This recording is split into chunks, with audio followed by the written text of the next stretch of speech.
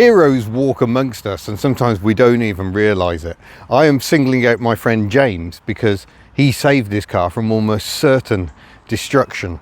It's a Hyundai Lantra from 1997. It represents Hyundai bursting free of its previous Mitsubishi origins. It has its own Hyundai engine, its own Hyundai styling, and it represents the start of their attack on European manufacturers.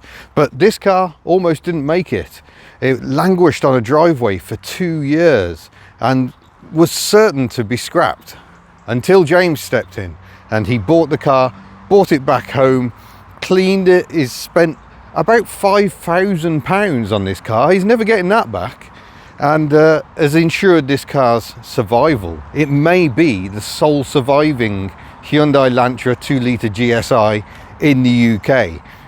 I know you're thinking, who cares? But it's important. It's the ordinary cars of yesteryear that we end up missing the most, I think. So I'm delighted, and I'm really looking forward to having a look around this example. Must start by saying a huge thanks to the Welsh Pool and Llanfair Light Railway for letting me use their car park. They're not running today, but there's a couple of volunteers here doing some gardening, and they said, yeah, come in. And I'm very grateful. Thank you very much. It's so hard to find a nice spot. But yeah, work James has had done to this car includes going through the brakes, completely recommissioning the brakes, going through the suspension. Rear wheel arches were rotten, so they've been repaired and then painted, and the paint blended in. It's had paint on the driver's door, the bumpers, all the lacquer had gone. They've been completely repainted. It's a whole heap of work. He didn't want to completely repaint the car because this is still the original paint, and I love that. Incidentally, notice we've got Rare But Nobody Cares sticker here, and the chopped fingers of Mighty Car Mods. Most superb. So the Lantra is a bit unusual in being a sedan, or saloon. We've got an opening boot here. There was no hatchback version, and I think they missed the mark a bit there. UK, not a great market for saloons. We'll take some, but we generally prefer a hatchback. You could also get a 5-door wagon or estate, which is actually quite a smart looking bit of kit, I think. But have a look at the space on offer here. For my money, it feels like a car that kind of sits somewhere between Focus and Mondeo in size. But the boot, enormous. Plenty of room for all your cleaning stuff and even your hard hat. I'm not sure why he requires one. Maybe he cleans the car in dangerous places. I don't know. But yeah, there we go. Rare But Nobody Cares. Check him out on Instagram. And here we go. In terms of badging, Lantra was actually unique to Europe and Australia. Technically it was an Elantra, but they, because of the Lotus Elan, they dropped the E for those markets. And there we go, 2-litre GSI. Perfect. So slightly unusual styling, but starting to come around to what Europeans like, but they didn't really nail it until the i30 a bit later on. So for those who don't know, Hyundai began building cars in 1967. It had been a construction and engineering company for a long time before that. But it began by assembling Ford Cortinas under license. And then there was the Hyundai Pony, their first independent car, styled by Giugiaro, helped to production by George Turnbull, who was an Austin Morris man. So there was some Marina know-how in there, some Mitsubishi running gear, probably a bit of Ford as well, but lovely Giugiaro hatchback styling. And the Pony got Hyundai quickly established on the world scene as a producer of cars. During the 1980s, they followed more of a Mitsubishi line, so the Stella, we've driven a couple of those, including one that had a Rover V8 fitted. That still had Giugiaro styling, but Mitsubishi running gear allied to what was really Ford Cortina underpinnings. They later changed to a McPherson strut front suspension as they began their move away from those Mitsubishi origins. But by the time this car was built in 1997, it was launched in 95, it has Hyundai's own engine. This is the Beta rather, and it's a 2-litre 16-valve engine. It followed on from their first engine, the Alpha, which was fitted to the S Coupe, if you remember those. But I'm going to pop the bonnet stand up because I need to show you a few things under here. The first engine was the Alpha, that was about 1.5. For larger capacity engines, they developed the twin cam Beta. So there we go, 2 camshafts, 16 valves, electronic fuel injection, and a lot of work was done under here. Water pump, timing belt, all that good stuff. A repaired manifold, because James could not get a replacement manifold at all, so it's actually been welded up and repaired. But then it's got a catback system, a power flow system that goes all the way to the back of the car, and sounds immense because he couldn't get a standard exhaust. Getting spares for these cars, absolutely nightmarish. So again, a shout out to James for his perseverance.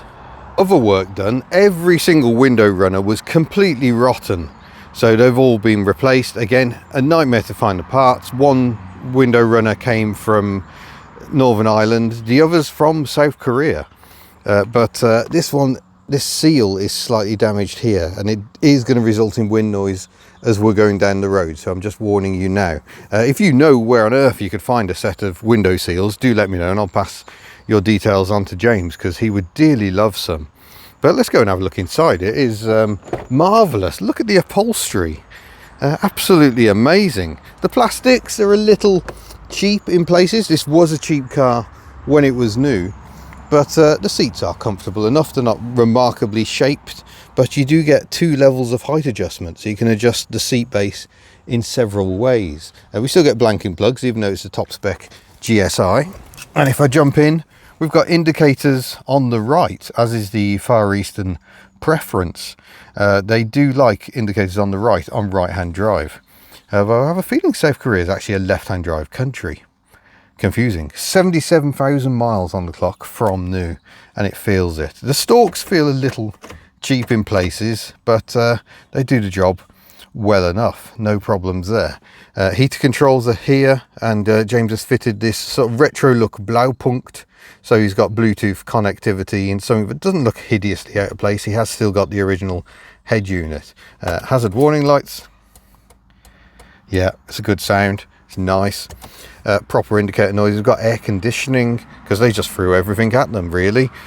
Here's the gear change. The gear change is a little rugged, I'm going to say, but it's nice and light. It's just hasn't got the precision of a Honda gearbox, but it's pretty decent. Again, the plastics, not the best, but we have got a pair of cup holders in there. That's good. A little oddment tray there. We've got a glove box which has got some storage space, and even map reading lights, and an electric sunroof. Lovely. Airbag, seat other side. Okay, airbag, seat other side. Okay, we're just going back and forth, are we? But actually all the information is here. So at the time in the 90s, airbags were still fairly new, so you got all these words warning you that they could be dangerous. We've got a unicorn as well, which appears to be another Mighty Car Mods thing. But yeah, it's okay in here. It's a little off the pace for the 90s perhaps, but yeah, I think it's a sign of a company on the move. Jumping into the rear, and it's comfortable enough. Back here, good knee room. I'm 5'10", so that's the seat set for me. Decent headroom. The headlining scoops up after the sunshine roof. The only problem is the seat is a little bit low. A problem I've had in several other cars from South Korea, and there isn't great underleg support, but it's still not exactly terrible. And remember, again, this was a bargain car back in the day. The exhaust is particularly silly, so let's start the engine. I've got a mic at the back as well.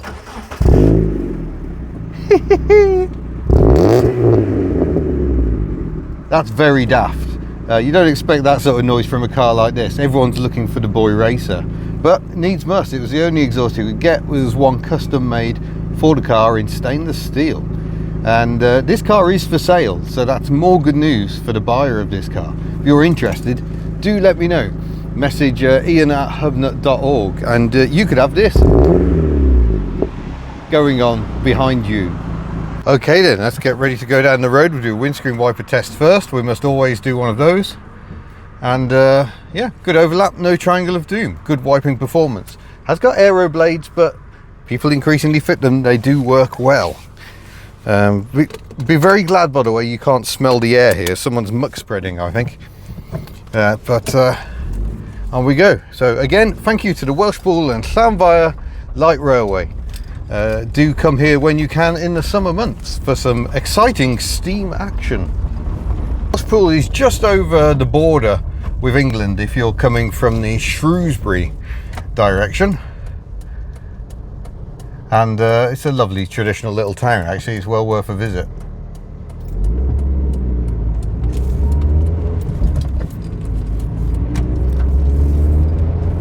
Can you hear that exhaust? Booming away. Oh, look, a lovely original Beetle coming down the road. Very nice. But yeah, being a 2-litre engine in a car that weighs about a ton, yeah, it pulls remarkably well. You can do 30 miles an hour in top gear and put your foot down, it'll just accelerate. But we will get into some engine heroics a bit later on. We have got an airbag warning because the clock spring needs replacing. That's on the to-do list because this car is going for an MOT next week as part of its preparations for sale. And like I say, James is never going to make his money back on this, which makes what he did all the more heroic. You can't just go restoring cars for the economics. You've got to do it because you want the car to survive. And it's an oddball choice, but a very, very pleasing one. So well done, James. So obviously we've got electric mirrors as well as electric windows, power steering. The steering does seem to have a slight vagueness around the dead ahead, but hopefully that's okay for the MOT. Otherwise James might find himself trying to find a rack. I think he's already had to replace the power steering pump, so like I say, he's done a lot.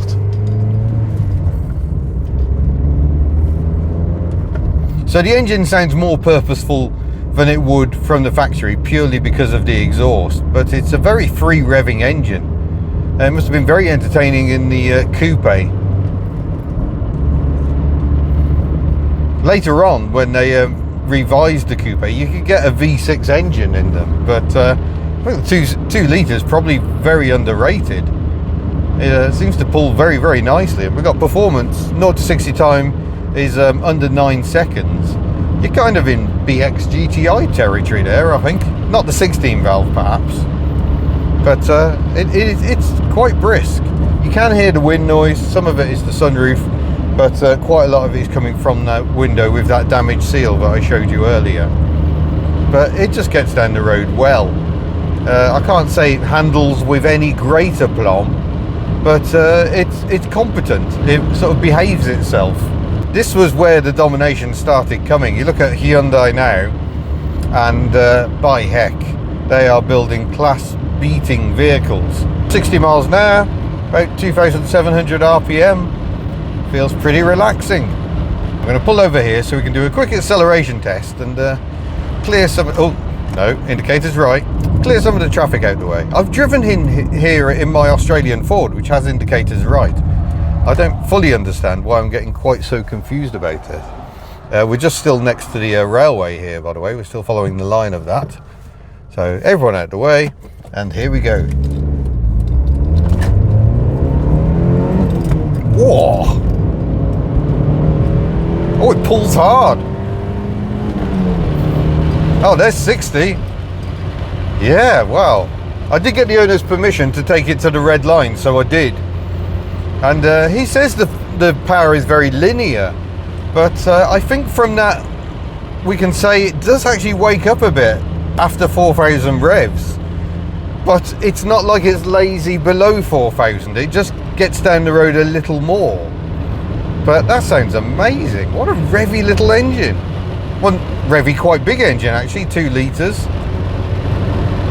So like I say, you can pitch it into bends and it's not terrible. You're not worried about it, but the steering does feel a little bit dead.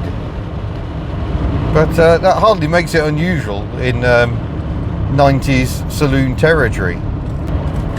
Almost did it again.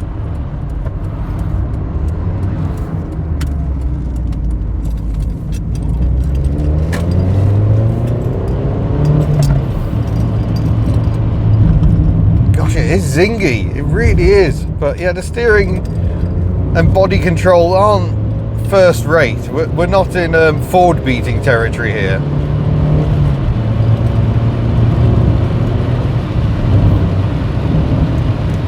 But oh, it goes well.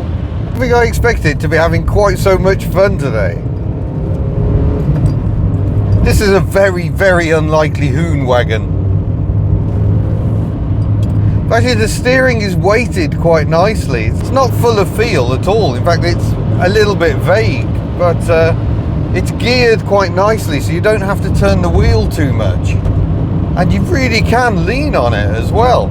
It's just the body control is just a little lacking at times. You can get a bit bouncy and vague over broken terrain.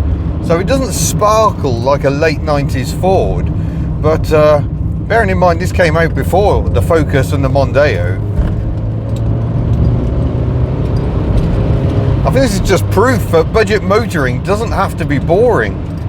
There's just so much power. It's nice to wring the engine's neck, especially with that exhaust. It sounds very good, but you don't have to. There's such torque that you can kind of keep the revs down really and still make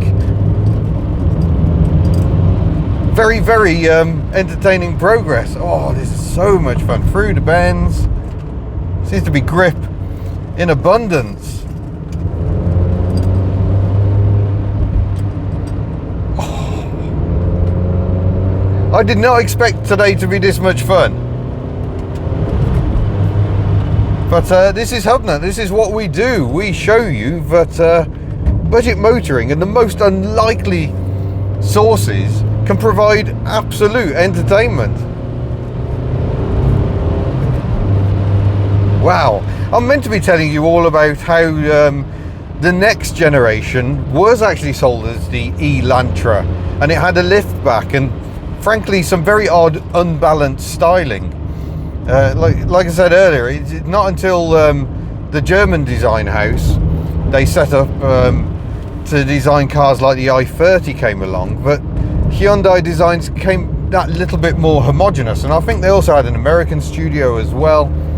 Most companies did, and it sort of improved their products. It made them more homogeneous, more suitable for our tastes.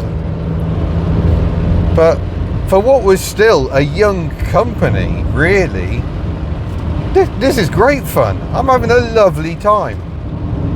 So I have no idea what this is actually going to sell for. How do you value a car like this?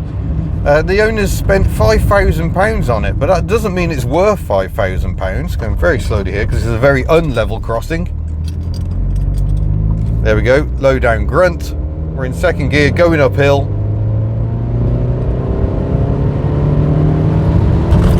Bit of torque steer on the crest there, and then we're down to 20 miles an hour, which I can comfortably do in third gear. Yeah, how do you value a car like this? It doesn't represent the amount of work that's gone into it. But someone is going to get themselves a bargain and an underrated car. So if you're interested, you can let me know in the first instance, ian@hubnut.org, and I will pass serious inquiries on. Oh yeah, it really comes on past 4,000, but yeah. Oh, I did not think I'd be having this much fun today, I must admit. It's another good reason for visiting Wales, of course. Stuff your Evo triangle. There are lovely roads everywhere. Good brakes, very reassuring, because here's a sharp bend.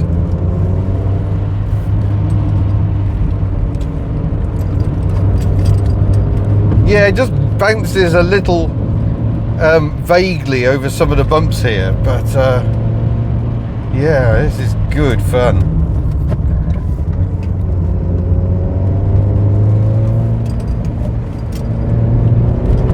Yeah, you do get a bit of torque steer going on, which is hardly surprising. It's quite a lot of grunt, really.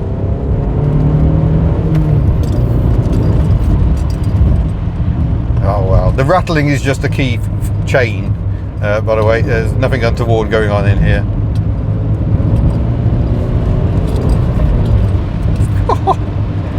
Oh my gosh, what a road this is.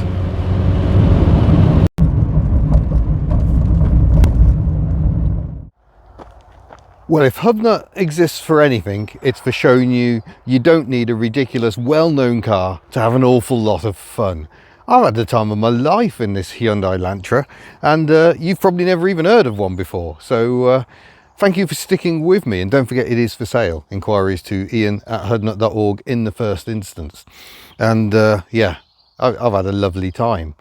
Is it perfect? No, but it drives an awful lot better than an awful lot of cars that were on sale at the time, I'll tell you that much. So thank you very much for watching. Don't forget you can head to the Hubnut store if you want to buy some lovely merchandise. We'll see you in a future video. Farewell. Hyundai, yeah. Look, still do the plates.